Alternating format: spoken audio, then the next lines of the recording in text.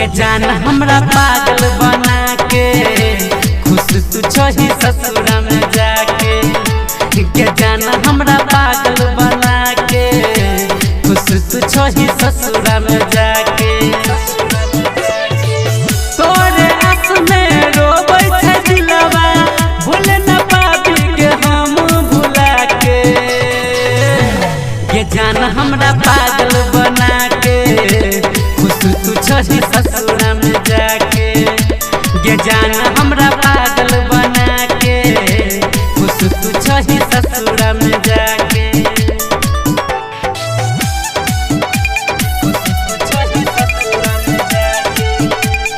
Singing by Umesh Dandila.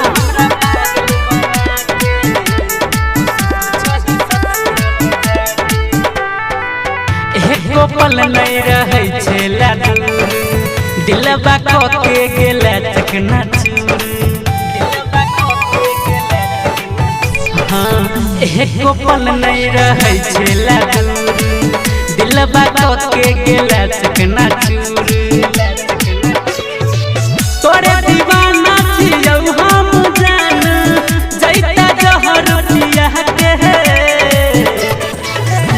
ये जान हमरा पागल बना के खुश तू छही ससुरा में जाके। ये जान हमरा पागल बना के खुश तू छही ससुरा में जाके।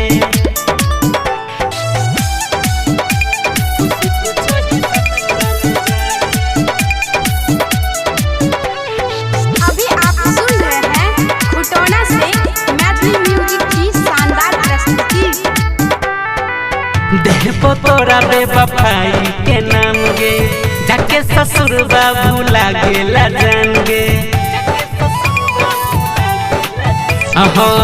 देहबो तोरा बेवफाई के नाम गे जाके ससुर बाबू लागेला जान गे। दर्दिला उमेश छौ पगलाइल जैता तियारा जुड़ा के। ये जान हमरा पागल बना के खुश तू छही ससुरा में जाके। ये जान हमरा पागल बना के खुश तू छही ससुरा में जाके। तोरे आस में रोबै छै दिलवा भूल न पाबी के हम भुला के। ये जान हमरा पागल बना के खुश तू छही ससुरा में जाके। ये जान